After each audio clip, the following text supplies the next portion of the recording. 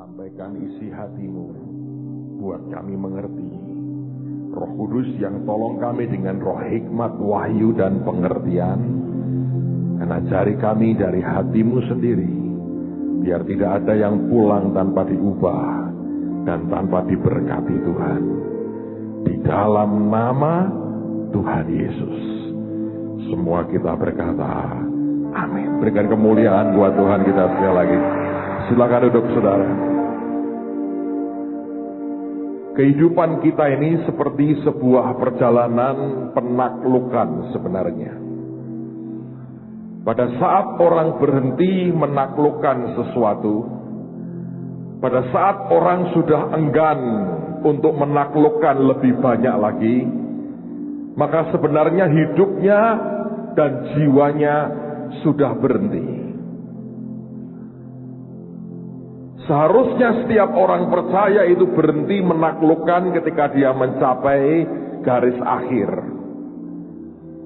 Tapi seringkali oleh karena sekian banyak hambatan dan tantangan, itu membuat kita lelah dan kita berkata, aku mau berhenti menaklukkan lebih lagi. Tidak akan pernah ada kemajuan kalau kita berhenti menaklukkan sesuatu. Dan saya berdoa supaya tidak ada satupun di antara kita yang berhenti menaklukkan hanya karena sekian lamanya Anda terlalu letih menghadapi akan tantangan tembok yang tebal, gerbang yang tertutup, sampai engkau berkata, cukup buat aku, dan aku tidak mau bergerak lebih jauh dari yang sekarang ini. Kalau kita membaca firman Tuhan, ada di mana saat-saat Yeriko itu begitu tebal di depan kita. Dan kita mengerti kota itu diruntuhkan Tuhan. Kita membaca di Alkitab berapa kota yang kemudian dihancurkan. Berapa kota yang kemudian diterobos. Kita mengenal pada zaman Daud mereka menyebut Tuhan dengan nama Baal Perasim, the master of breakthrough, Tuhan yang membuat terobosan. Nah, seringkali oleh karena kita mendengar itu, orang berpikir bahwa aku juga harus buat terobosan. Tetapi kalau kita membaca firman Tuhan lebih jauh, tidak selalu dibutuhkan yang namanya terobosan seperti kita meruntuhkan Yeriko. Pagi hari ini dengan cepat saya mau tunjukkan dua bagian dari firman. Dan saya berdoa ini akan menginspirasi kehidupan saudara. Dan saya berdoa roh Tuhan akan menjelaskan dalam kehidupan Anda secara pribadi apa yang harus saudara lakukan. Terutama bagi saudara yang hari-hari ini sepertinya menghadapi tembok yang tebal, menghadapi kota yang tidak tertaklukkan, sementara Anda sendiri sudah mulai merasa letih dengan semua yang ada, dan engkau tidak melihat tanda-tanda kemenangan di depan mata. Mari kita lihat cara Tuhan yang bukan cara kita. Buka firman Tuhan bersama dengan saya dalam 2 Samuel pasal yang kelima. Saya pernah bagikan bagian ini pada waktu saya mengajar di TS Soa Malam. Tapi saya mau ulang bagi Anda yang sudah mendengar, saya akan tambah dengan poin yang kedua. Tapi saya tahu sebagian besar dari saudara belum mendengarnya. Dan pagi ini Tuhan gerakkan hati saya untuk bicara ini karena Tuhan berkata, ada banyak orang sedang menghadapi akan tembok yang tebal dan kota yang tak terjamah. 2 Samuel pasal 5 mulai ayat yang ke-6. Alkitab berkata begini. Lalu raja dengan orang-orangnya pergi ke Yerusalem menyerang orang Yebus penduduk negeri itu. Mereka itu berkata kepada Daud, engkau tidak sanggup masuk kemari. Orang-orang buta dan orang-orang timpang akan mengenyahkan engkau. Maksud mereka, Daud tidak sanggup masuk kemari. Tetapi Daud merebut kubu pertahanan Sion, yaitu kota Daud. Daud telah berkata pada waktu itu, siapa yang hendak memukul kalah orang Yebus, haruslah ia masuk melalui saluran air itu. Hati Daud benci kepada orang-orang timpang dan orang-orang buta. Sebab itu orang berkata orang-orang buta dan orang-orang timpang tidak boleh masuk bait. Dan Daud menetap di kubu pertahanan itu dan menamainya kota Daud. Ia memperkuatnya sekelilingnya mulai dari Milo ke bagian dalam. Lalu makin lama makin besarlah kuasa Daud, sebab Tuhan Allah semesta alam menyertainya. Untuk saudara mengerti, kota Yerusalem ini termasuk kota yang terakhir jatuh ke tangan orang Israel. Dan perjuangan merebut kota ini bukan 1-2 kali. Itu bahkan jauh dimulai ketika Yosua masuk Kanaan. Mereka bisa menguasai seluruh atau bahkan sebagian besar dari tanah perjanjian, kecuali kota Yerusalem. Tidak jelas berapa abad dari Yosua sampai ke Daud, saudara. Tapi di tengah-tengah periode itu, bukankah orang Israel dipenuhi dengan para pahlawan yang luar biasa? Tapi tidak satu pun dari mereka bisa merebut Yerusalem. Dan Yerusalem selama generasi ke generasi tetap di bawah kendali orang-orang Yebus. Pada waktu Daud jadi raja, dia berkata, aku mau ambil kota itu, aku mau singkirkan orang-orang Yebus. Dan orang-orang Yebus tertawa dengan bangga, dengan sombongnya berkata, dia mau berkata begini, kamu mau coba menguasai kota ini, lu ngacak deh katanya. Kurang apa nenek moyangmu bernama Yosua? Kurang tebal apa namanya tembok Yeriko? Yosua bisa meruntuhkan Yeriko, tapi Yosua tidak bisa mengambil Yebus. Mereka mungkin berkata, kamu ngacak Daud. Kurang apa Simson yang bisa mengangkat gerbang kota Gaza dan dipindahkan ke bukit? Tapi Simson tidak bisa merebut kota ini. Tetap kami orang Yebus yang menguasainya. Mereka begitu bangga karena tidak bisa ditaklukkan. Sehingga dengan sangat menyakitkan mereka berkata, ini orang timpang, orang buta yang jaga kota ini. Kamu tidak bisa mengalahkan kami. Terlalu kuat buat kamu taklukkan. Kalau Yosua tidak bisa membuat kota ini runtuh, kalau Simson tidak bisa bongkar gerbang kota ini, apalagi kamu, apa yang bisa kamu buat? Bukankah seringkali kita menghadapi sebuah tantangan dan pergulatan yang seperti ini, yang orang berkata, apa yang bisa kamu buat? Tidak banyak yang bisa kamu buat, kan? Berapa banyak orang sudah mencoba mengalahkannya, dan kamu tidak bisa berbuat apa-apa. Tapi hari itu ada sesuatu yang berbeda. Ada raja yang beda sekali. Daud mengamati kota itu. Tidak dipungkiri bahwa dia tahu kota itu kuatnya luar biasa. Diterobos kayak Yosua dan kayak Simson tidak bisa. Kasarnya ini, pakai Baal Perasim, the master of breakthrough, tidak bisa tembus. Tapi Daud berkata begini kepada anak buahnya, aku tahu satu jalan untuk menaklukkan yang tidak dapat ditaklukkan. Dan dia berkata, kamu lihat saluran itu, masuk dari sana. Kalau Anda baca di Tawarikh, Anda akan mengerti. Itu bukan sesuatu yang ternyata gampang dimasuki. Karena Daud sampai harus berkata begini, yang berani masuk duluan, aku jadikan pemimpin. diiming-imingi pangkat panglima perang. Dan Alkitab berkata, Yoab masuk duluan. Saya mau katakan kepada saudara, saya mau ceritakan hari ini. Apa maksudnya saluran air di sini? Ketika disurvei, diteliti di Sion sekarang ini oleh para ahli arkeologi, memang mereka menemukan saluran air di situ.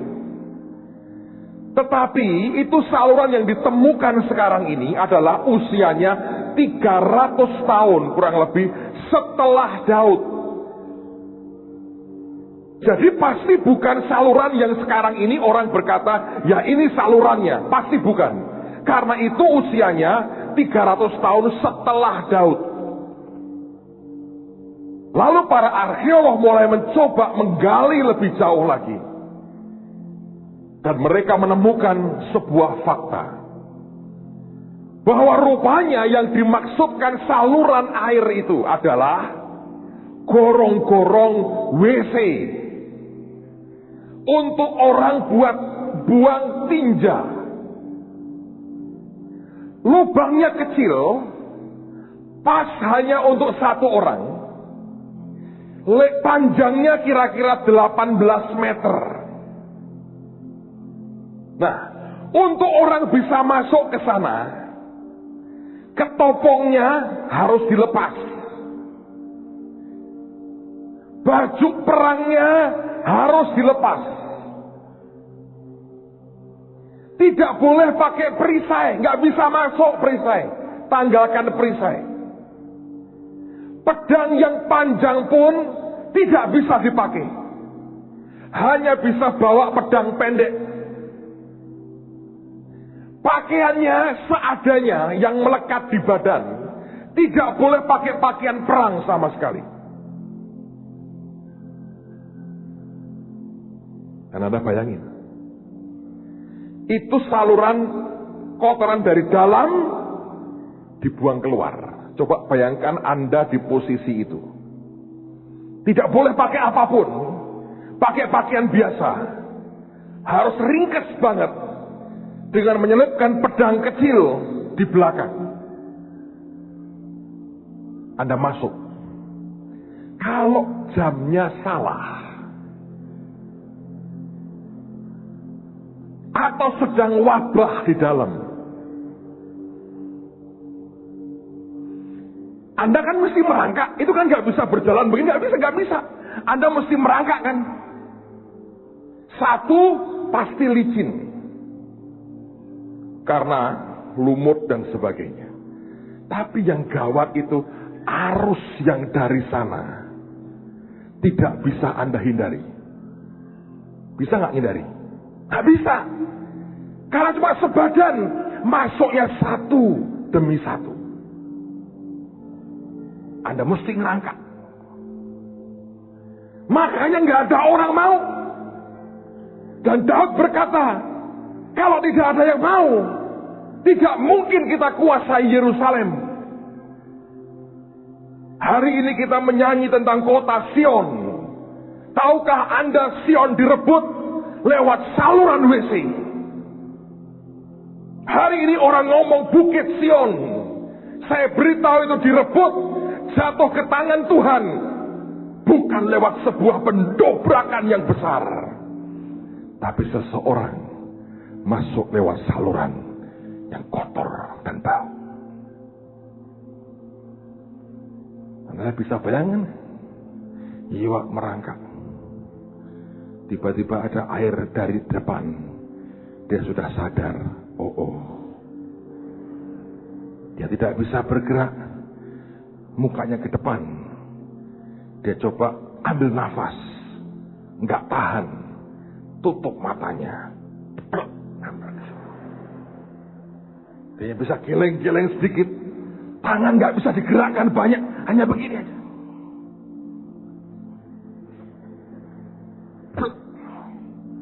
Dia bisa ngerti ini. Anak-anak punya ini. Ibu-ibu diet nih. Kenapa? Sayur. Ya, yang ini makan lemak banyak. Ya, yang ini diare. Saudara bisa bayangin ya? Itu gorong-gorong untuk buang tinja. Masuk ke dalam. Yang kedua, ketiga mungkin lebih gampang. Tapi penyapu pertamanya Yoab, itu barang nempel. Dia bertahan terus, saudara. Mungkin keluar penuh itu mukanya. Yang terakhir berkata, bersih kok katanya. Yoab berkata, iya gue yang bersihin pakai muka ini katanya. Seringkali kita berpikir untuk masuk itu Anda perlu lihat pintu. Anda harus jebol pintu itu. Tapi kadang-kadang ada sesuatu yang bau, kotor, dan di bawah. Yang begitu merendahkan martabat kita mungkin, saudara. Tapi di situ pintunya. Anda ngerti ya? Banyak kali orang berpikir tentang sesuatu yang wow, yang gede, yang boom, yang besar. Bagus sih. Tapi saya melihat seringkali yang di situ tuh. Kalau engkau lagi menghadapi Sionmu, Yebusmu hari ini. Engkau sudah coba dobrak dengan semua yang kau punya. Dan kau tahu kau gagal. Coba cari gorong-gorong WC. Di tempat yang orang paling tidak mau. Di tempat yang orang paling hindari. Di tempat yang orang paling tidak bisa. Coba yang di situ. Pak, tapi itu bau. Mungkin itulah justru kunci kemenangan. Saya bayangkan begitu Yoab keluar. Sekian puluh orang keluar. Dengan badan belepotan kotoran. Orang Yebus mau perang aja geli. Konsentrasi perang mereka buyar. Baunya luar biasa, jorok banget. Anda kalau ketemu orang jorok, saudara. Mungkin Yoab gak perlu keluarkan pedang. Dia berkata, my brother katanya. Bubar semua orang Yebus. Peace man, peace, my brother. Coba dipeluk aja. Bubar itu. Yang seorang berkata, ini punya gua.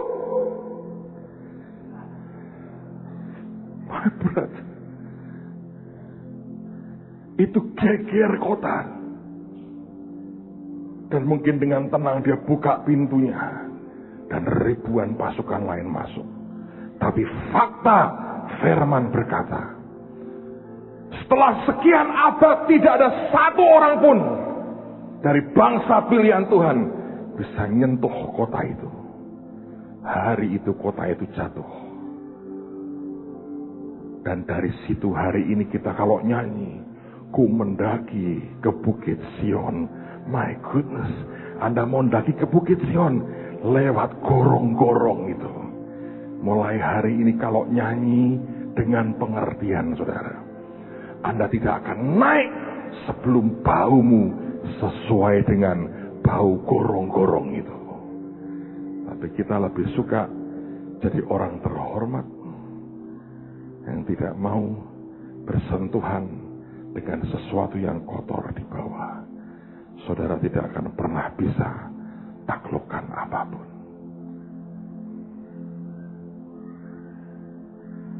Saya baru balik dari Jakarta kemarin. KKR hanya 1 hari, kesembuhan ilahi. Saya lihat Tuhan kerja, belum pernah saya lihat seperti itu. Pak Ardian dan Pak Victor bantu, mereka exciting banget. Ada banyak yang ajaib. Ada suami istri buta dari lahir, tunanetra suami istri. Suaminya dijamah Tuhan. Yang aneh itu mata, tetap nggak ada korneanya, nggak ada hitamnya, tetap putih. Ditanya berapa ini? 1, ini berapa? 5. Bisa lihat putih, tidak ada perubahan. fisiknya nggak ada perubahan. Bisa lihat. Kalau bukan Tuhan tidak mungkin. Tapi siapa orang ini? Saya beritahu Pak Pendeta yang undang saya. Bapak jangan panggil orang kota datang kesembuhan ilahi. Orang kota cari dokter ke Singapura dan Amerika kalau sakit. Bapak cari orang di bawah yang tidak punya biaya untuk berobat. Bahkan beli balsem untuk kerian aja tidak bisa. Bapak panggil tuh mereka. Bapak akan lihat Tuhan kerja lewat yang di bawah. Semua yang Tuhan berikan buat kita dalam setengah tahun terakhir ini, oleh karena kita mau tiarap di bawah, di tempat yang orang lain tidak mau. Dalam hidup saudara, dalam bisnismu, dalam semua yang Anda pegang hari ini, kalau engkau menghadapi hal seperti itu, ingat satu, mendaki ke Bukit Sion, Anda harus lewat gorong-gorong seperti itu. Lihat sekarang tantanganmu dan minta Tuhan tunjukkan di mana saluran WC-nya Tuhan. Yang orang berkata, aku buang. Anda berkata, aku masuk ke dalam. Yang orang berkata itu menjijikkan. Anda berkata, aku lakukan. Sebab di ujungnya kemenangan luar biasa Tuhan sediakan buat kita.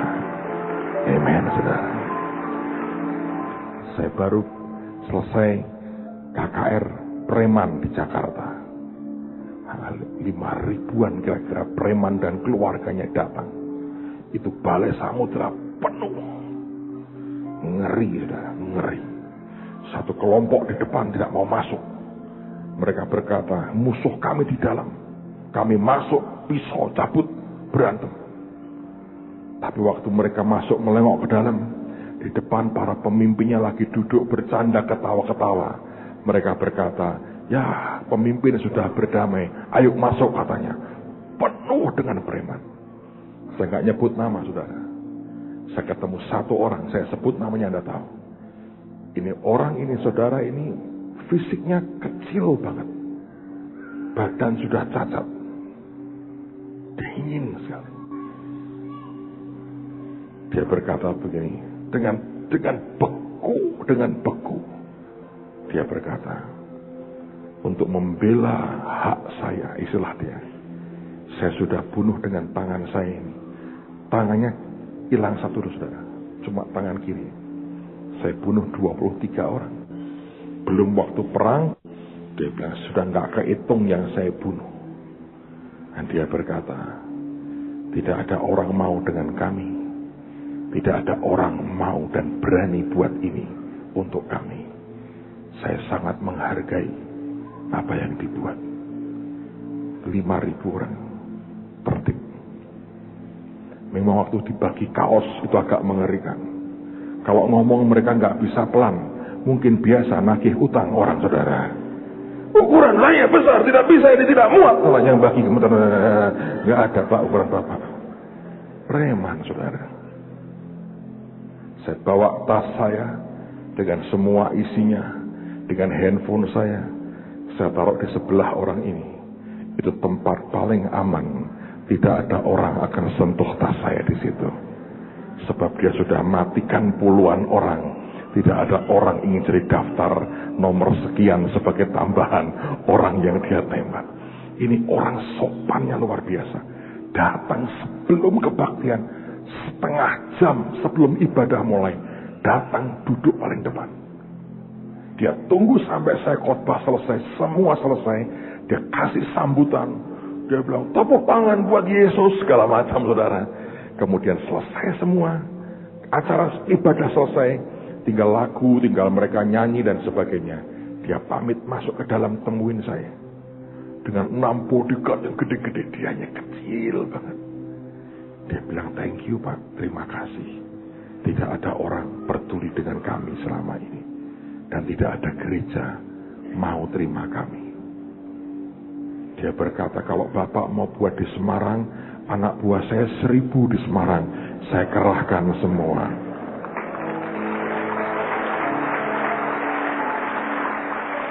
Saudara tahu itu artinya apa? Kalau Anda begitu populer di kalangan mereka, Anda jalan dan tiba-tiba semuanya aman. Pak Victor ke Jogja, di perempatan jalan ada waria ngamen di situ. Minta uang kan? Begitu dibuka pintu mobilnya, Bapak, katanya. Bapak. Mungkin nyanyikan gratis, saya nggak tahu. Bapak. Yang lain diabaikan. Ini orang jadi terkenal. Itu baru Pak Victor, belum Melani, saudara. Kalau Melani, aduh saya nggak tahu, cipika-cipiki dan akan ngobrol 2 jam. Karena mereka bersahabat. Ada banyak orang tidak peduli dengan itu. Saya berdoa, Anda mengerti, harus ada lubang yang Anda masukin. Yang kedua, Markus pasal yang ke-10.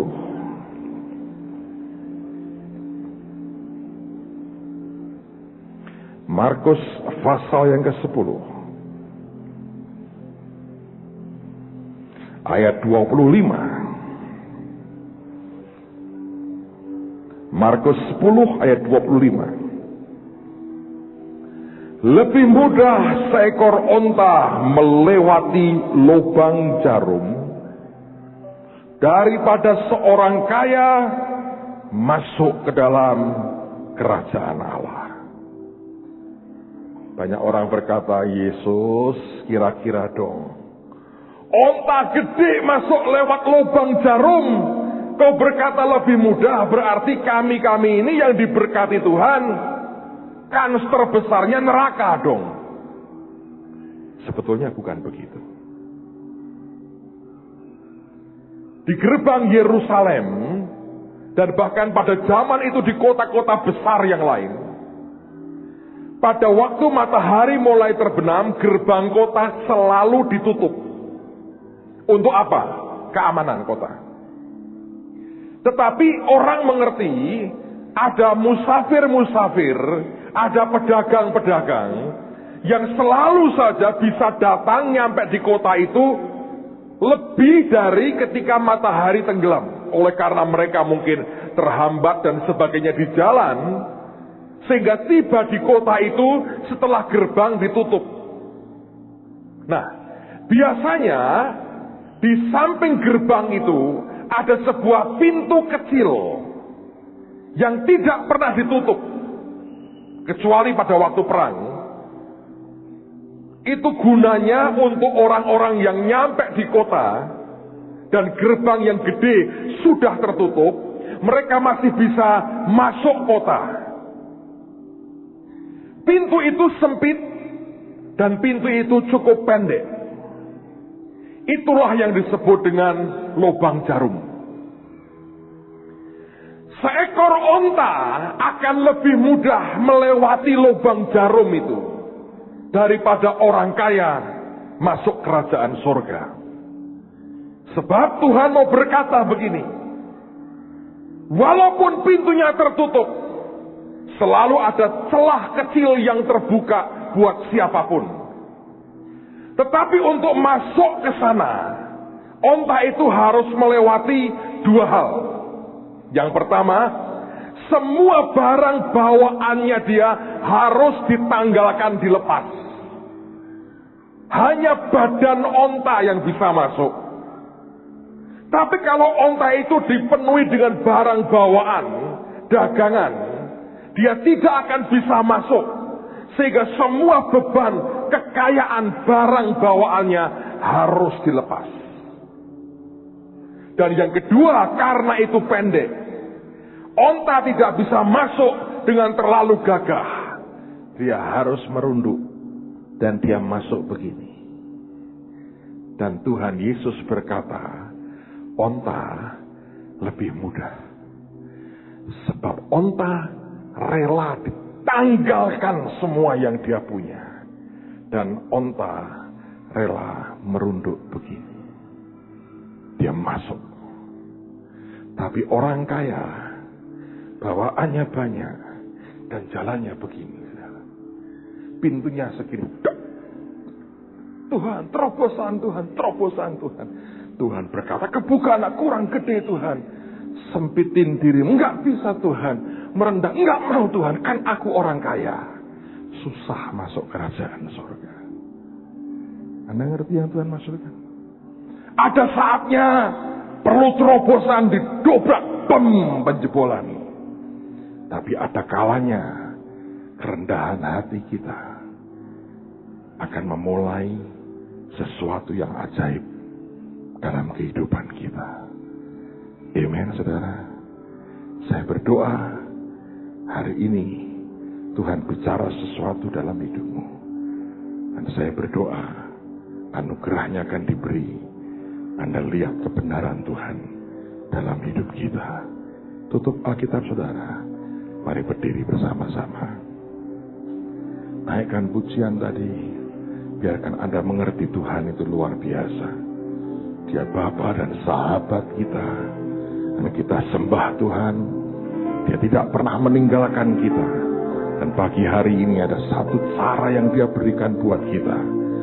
Kita punya Tuhan yang luar biasa. Bahkan kalau Anda berpikir karunia yang Tuhan kerjakan dalam hidup kita itu milik kita, adalah salah. Bahkan setiap kali kita berbuat sesuatu dan Tuhan memberkati, kita pikir itu merupakan kebenaran diri sendiri. Semua kita harus sadari itu adalah kebaikan dan kemurahan dan pekerjaan Tuhan. Tidak ada alasan buat kita meninggikan diri sebenarnya. Bagian kita hanya merendah. Anda tahu sesuatu akan terbuka bagi saudara. Saya berangkat ke Jakarta, saya berdoa, Tuhan, Engkau tahu aku tidak punya apa-apa. Engkau tahu banyak orang membutuhkan mujizat. Dan Engkau mengerti aku tidak bisa berbuat apa-apa. Aku hanya manusia biasa. Tapi aku hanya kerjakan yang Tuhan mau. Saya naik mimbar tidak sampai 5 menit menurut saya. Suasana dari berat sebetulnya. Tiba-tiba waktunya saya naik. Penyertaan Tuhan ajaib. Itu atmosfer berubah banget. Saya mau buka Alkitab nih. Roh Kudus berkata dengan senyum berkata, buat apa aku mau sembuhin mereka hari ini?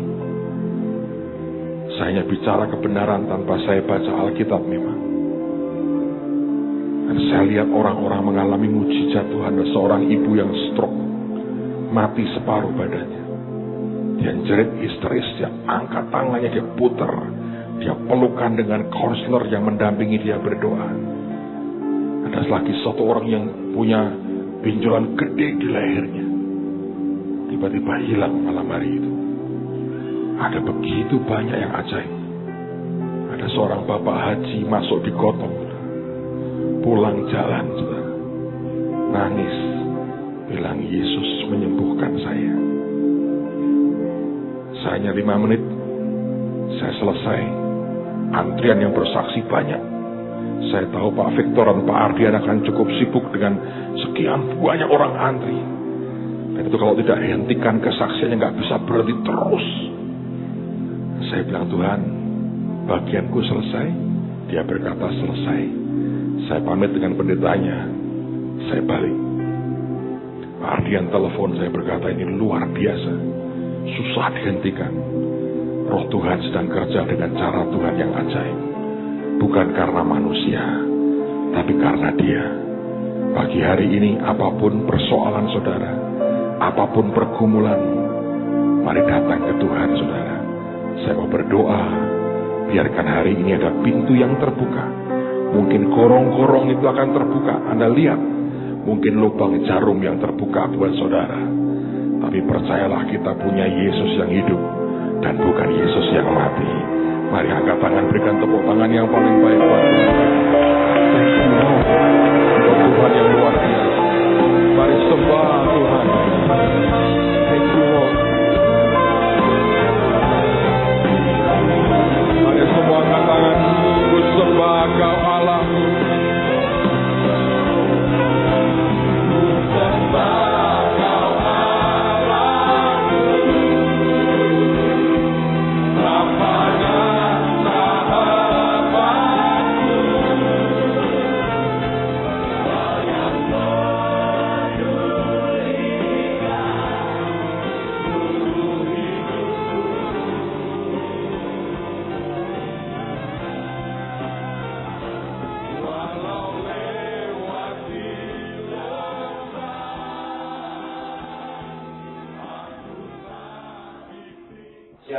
bapak-bapak, ibu-ibu sekalian yang kami kasihi dalam Tuhan Yesus Kristus.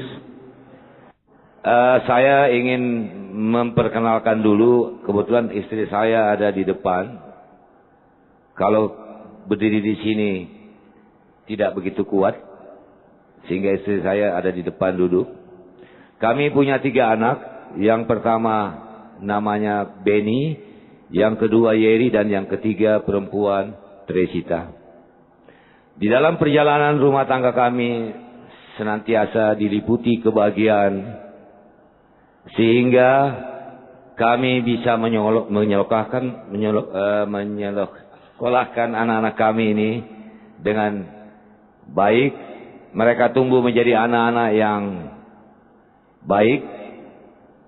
Yeri Benny aktif juga di olahraga, tapi tidak di sepak bola, tapi di tenis.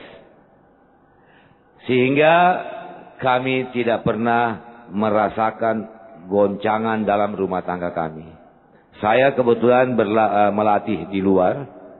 Saya jarang ketemu mereka, sehingga di rumah mereka lebih banyak bersama-sama dengan istri saya. Sehingga pada satu saat saya kebetulan ke Jakarta, ada perubahan-perubahan yang terjadi dalam diri anak-anak saya, terutama Yeri dan Benny. Mereka sering merokok, mulai merokok. Kemudian mereka punya pelajaran mulai menurun. Tetapi saya tetap anggap hal ini masalah biasa. Kemudian berkembang, saya kembali lagi ke Jakarta. Yeri datang sama saya satu sore dengan badan dan wajah yang penuh dengan kesakitan. Dia bilang gini, "Pak, Yeri tidak tahan." Saya tanya sama Yeri, "Kenapa, Yer?" Yeri pakai putau. Dalam waktu itu saya sama sekali tidak mengerti apa itu putau. Yang saya tahu waktu saya main bola, saya sering minum putau, semacam minuman yang hampir sama dengan green sand, ada alkoholnya sedikit. Saya punya pikiran, toh sebentar lagi Yeri akan sembuh. Tapi ternyata makin lama dia makin kesakitan. Saya panggil, ada teman saya dokter, bawa Yeri, dikasih obat penenang. Akhirnya malam itu juga dia boleh bisa istirahat. Pikiran saya tidak ada masalah ya. Tapi setelah saya konsultasi sama dokter, diceritakan apa itu putau dan sabu-sabu, di situ iman saya, diri saya goyah. Anak yang saya banggakan ternyata mengalami hal yang luar biasa. Problem yang pertama adalah saya harus menerima ini apa adanya. Apapun yang terjadi, dialah tetap anak saya. Yang kedua, bagaimana saya harus melaporkan ini, menceritakan ini kepada Stella. Karena kalau saya beritahukan sama Stella dengan satu situasi yang tidak bagus, pasti terjadi bentrok. Karena sebagai orang tua, kita masing-masing pasti akan mempertahankan diri bahwa kita yang paling benar. Sehingga satu saat saya coba berdoa untuk memohon kepada Tuhan, berikan saya kesabaran, kemudian berikan saya kata-kata yang tepat, agar Stella bisa mengerti dan menerima kenyataan ini. Aja saya kasih tahu sama Stella mengenai Yeri, dan satu hal yang saya kemukakan sama Stella, bahwa ini bukan aib. Ini satu musibah. Dan musibah ini diberikan Tuhan kepada kami orang tua sebagai satu peringatan, tetapi melalui anak kami, Yeri. Ini langkah awal pertama, sehingga kami berdua bersama-sama satu kata, satu langkah untuk bagaimana bisa menangani Yeri. Saya pada saat itu ada di Gresik melatih. Saya bawa Yeri ke ahlinya, profesor yang ahli. Pada saat berobat, dikasih obat, 1 minggu Yeri normal. Saya balik ke Gresik, saya dengar laporan Yeri makin parah. Saya kembali lagi ke Jakarta, saya bawa lagi dia ke dokter yang lebih ahli. Ada profesor, Yeri lumayan, saya balik lagi ke Gresik, saya dengar laporan Yeri tambah lagi parah. Di situ saya goyah. Saya merasa begitu berat beban. Saya berada di Gresik, Yeri ada di Jakarta, Stella istri saya yang harus menanggung. Ini tidak jujur menurut kata hati saya. Akhirnya satu waktu saya harus mengambil satu keputusan yang paling berat dalam hidup saya mungkin. Saya tetap di Gresik Melati dengan mendapatkan semua fasilitas, kesenangan, uang ada. Saya bisa tersalurkan saya punya hobi melatih. Tetapi risiko saya, Yeri akan berjalan dengan Stella sendiri di Jakarta di rumah. Atau saya harus balik ke Jakarta dengan melepaskan semua kegiatan saya dan kembali ke Jakarta untuk mengurus Yeri baik dalam senang maupun dalam susah. 2 malam saya bergumul dengan ini. Akhirnya saya ngambil keputusan, saya harus kembali ke Jakarta dengan melepaskan semua atribut saya, semua kesenangan saya, semua penghasilan saya. Saya kembali ke Jakarta sebagai ayah Yeri yang wajib untuk mendampingi Yeri, baik pada saat dia dalam keadaan sakau maupun dalam keadaan normal. Saya kembali ke Jakarta tanpa saya harus tahu saya harus buat apa dan saya harus cari makan dari mana. Tapi ini adalah risiko. Mulai disitulah kami mengamali pergumulan. Bagaimana saya harus menghadapi Yeri dan kemudian kakaknya juga Beni di dalam kesakitan dia. Saya sudah hampir putus asa. Semua dokter saya sudah bawa. Saya konsultasi tapi tidak sembuh. Akhirnya suatu malam saya diingatkan seperti ada suara bahwa jangan putus asa. Masih ada dokter yang lebih ahli daripada dokter, yaitu Tuhan. Di situ saya berpikir, kenapa saya tidak bawa masalah 2 anak saya kepada Tuhan yang memang ahlinya. Akhirnya disitulah mulai untuk meminta kepada Tuhan bagaimana Yeri bisa sembuh. Saya tidak berani. Karena saya merasa hidup saya belum layak di mata Tuhan. Langkah pertama yang saya lakukan adalah saya harus menjalin kembali, memperbaiki kembali komunikasi saya sama Tuhan. Mungkin selama ini hidup saya glamor, banyak hura-huranya. Sekarang saya harus memperbaiki itu. Kunci yang paling utama yang kami lakukan sebagai orang tua, Stella dan saya, adalah kasih. Apapun yang Yeri lakukan, kemudian Beni lakukan, maupun itu hal yang paling menyakitkan, cinta kasih kami sebagai orang tua terhadap anak tidak pernah akan luntur. Dan kekuatan kami, karena kami sudah menyerahkan semua ini ke tangan Tuhan. Disitulah mulai kami mengalami pergumulan yang luar biasa. Bapak-bapak, ibu-ibu yang kami kasihi, bagaimana pengalaman kami? Bagaimana pada saat Yeri dan Beni mengalami sakau? Banyak orang tua yang tahu anaknya pakai, banyak orang tua yang tahu anaknya maling di rumah, banyak orang tua atau ibu yang tahu anaknya sering ngamuk.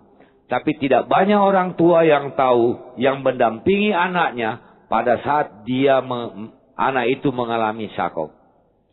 Saya paling sering mengalami ini. Karena saya punya komitmen. Baik itu terhadap keluarga, terutama terhadap Tuhan.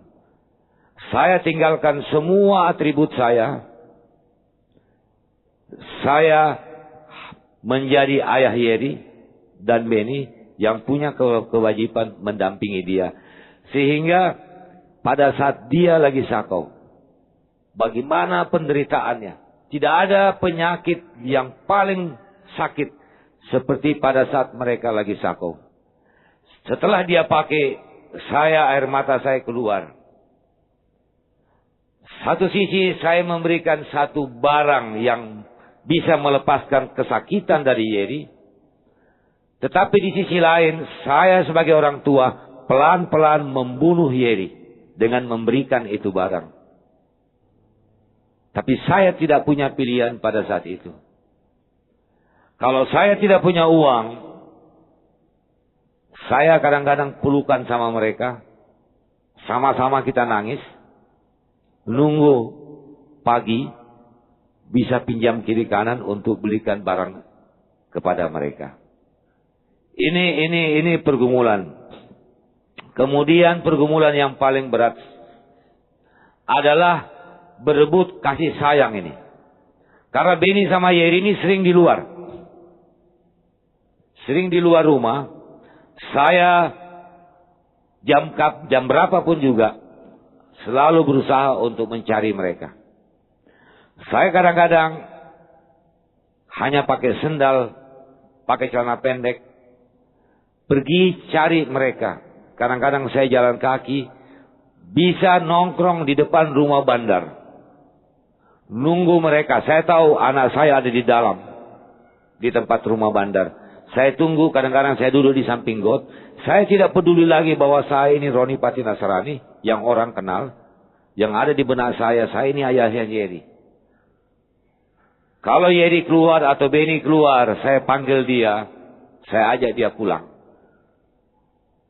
Kenapa saya lakukan ini? Karena saya ingin berebut kasih sayang dengan bandar ya. Anak saya boleh pakai, Beni boleh pakai, Yeri boleh pakai ke bandar, di rumah bandar.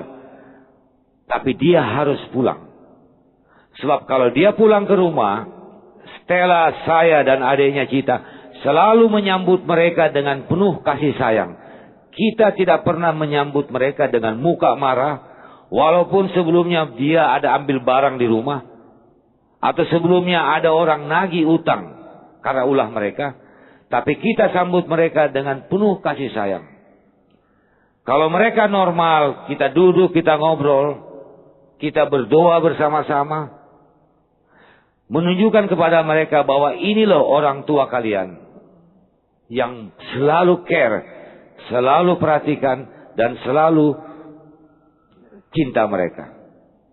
Karena Stella dan saya selalu punya tekad, kita boleh kehilangan semua. Kita boleh kehilangan harta, kita boleh kehilangan harga diri karena anak dua kita pemakai. Kita boleh kehilangan kesenangan yang lain. Tapi kita tidak mau kehilangan cinta kasih terhadap dua anak ini. Ini komitmen kita yang selalu kita tanamkan. Sehingga Yeri dan Beni selalu kita rangkul. Satu bukti. Pada satu saat Yeri ini kalau sekolah bisa masuk di Muri, rekor. Karena dia setiap kali raport, dia dikeluarin sekolah. Setiap dapat raport, dikeluarin sekolah. Di Jakarta dia sekolah yang paling top. Pindah ke Banjarmasin. Pindah ke Cirebon. Dan terakhir, dia dapat ijazah di Lasem. Bayangkan, Lasem. Nah, satu saat waktu Yeri kelas 2. Saya sore-sore ditelepon sama security sekolah. bahwa Yeri lagi mau dikeroyok oleh anak-anak kelas 3. Saya datang ke sekolah, saya jemput Yeri di antara begitu banyak teman-teman yang lain. Saya pulang ke rumah, saya tanya sama Yeri. Yeri dituduh ngambil ATM teman perempuan kelasnya. Saya tanya sama Yeri malamnya, Yeri jujur, Yeri ambil atau tidak? Yeri mengaku tidak ambil. Besok pagi kita mau disidang, mau dipanggil sama kepala sekolah, Yeri sama orang tua saya dah. Salahnya pada saat itu, kita datang persis jam istirahat. Begitu saya dengan Yeri masuk pintu gerbang menuju ke kantor kepala sekolah, kurang lebih jaraknya 200-300 meter. Satu sekolah, bukan satu murid, satu sekolah pada saat keluar bermain itu berteriak, maling, maling, anak maling. Saya sama Yeri jalan berdua di antara teriakan anak-anak itu. Saya pada saat itu benar-benar sedikit stres. Sebelumnya saya kemana-mana orang sanjung. Saya main bola satu stadion puji saya.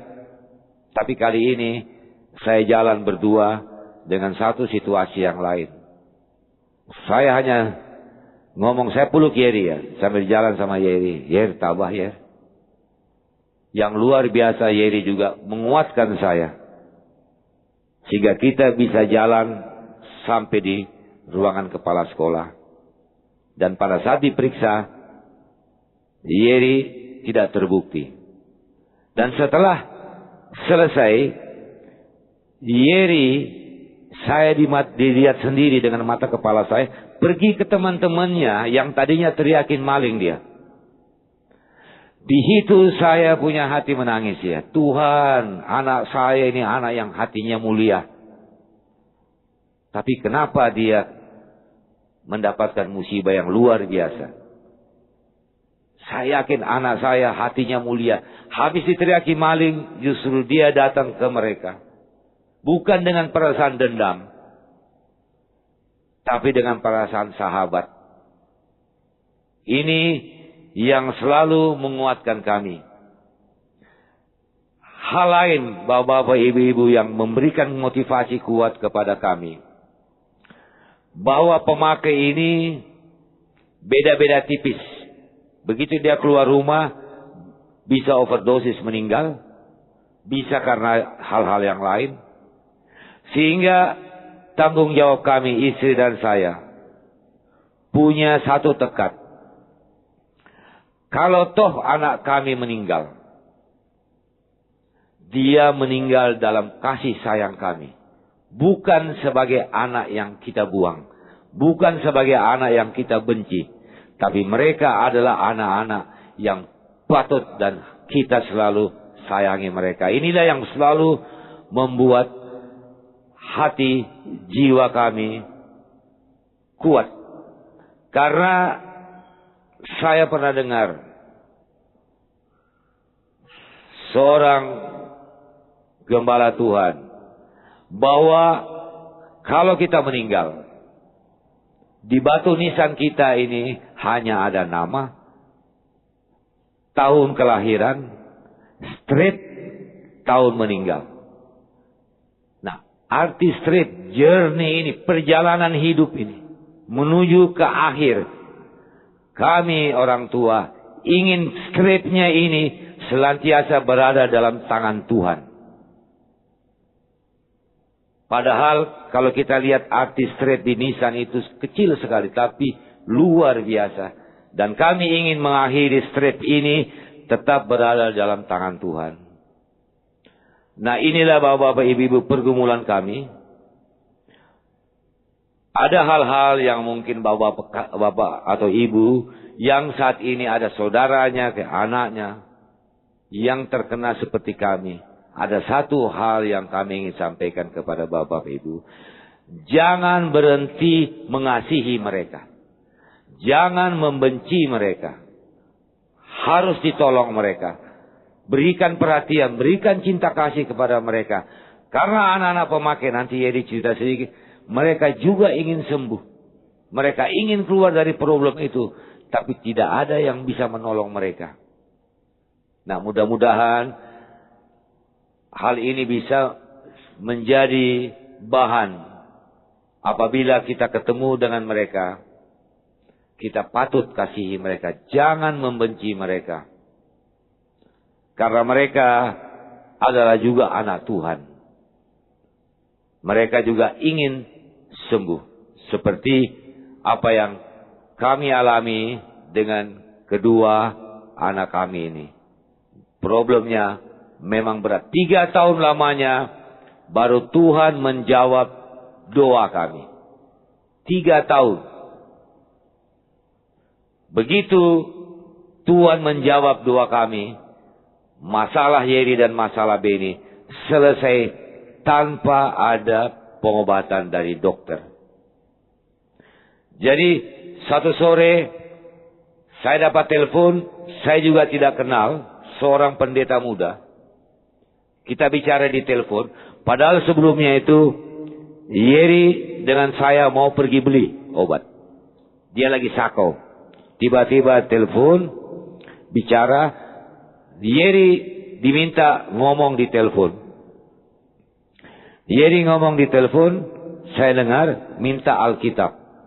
Padahal Yeri jarang buka Alkitab, jarang pegang Alkitab. Dia buka, saya lihat dia baca, kemudian berdoa di telepon. Setelah dia tutup telepon, dia tidak lagi minta beli itu barang. Yang ada di mulutnya, Yeri hanya bilang, "Pak, besok kita ke rumahnya Bapak Pendeta itu." Di situ saya mulai yakin Tuhan mulai jawab doa kami. Sehingga Yeri besok paginya pergi.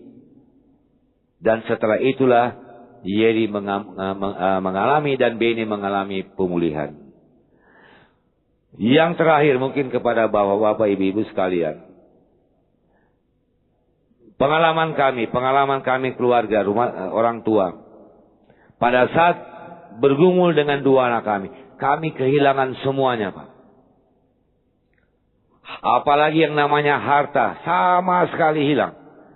Anak saya yang paling tua, dia buka rumah. Saya dengan Stella pergi, dia open house, dia buka rumah. Dia undang semua orang teman-temannya untuk ambil barang, beli barang, apa saja yang ada di rumah dengan harga yang jauh lebih murah. Kami pulang, barang semua sudah tidak ada. Sampai ceritanya rice cooker aja masih ada nasi di dalamnya, itu juga dijual. Tetapi setelah mereka sembuh, setelah mereka mendapatkan pemulihan dari Tuhan, mereka 2 lah yang mengembalikan semua berkat-berkat yang tadinya hilang, datang kembali, bahkan berlimpah. Karena kemuliaan 2 orang ini.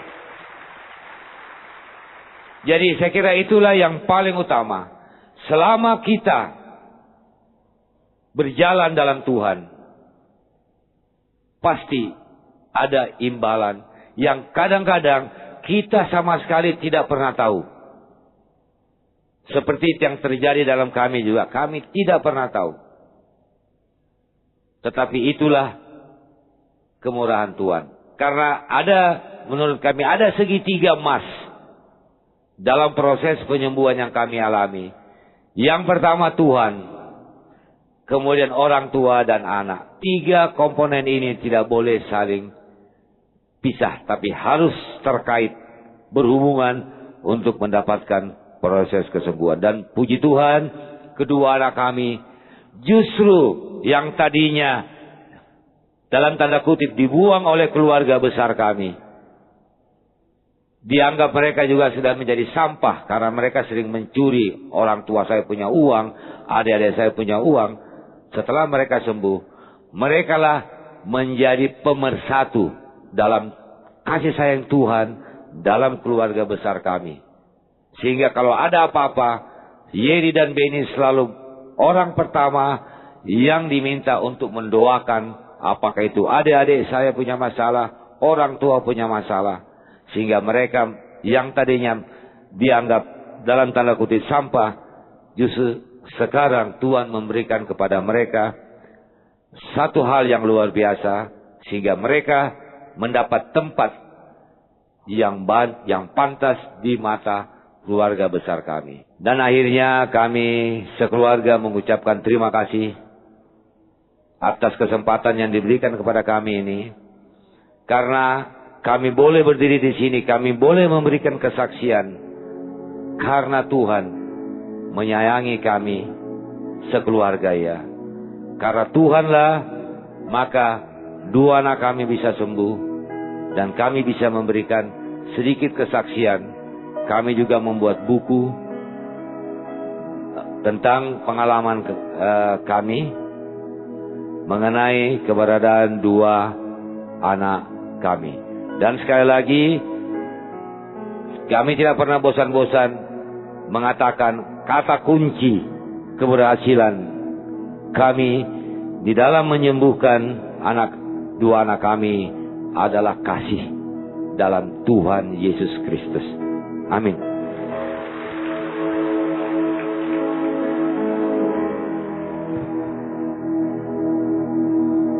Amin. Sudah diberkati pagi ini?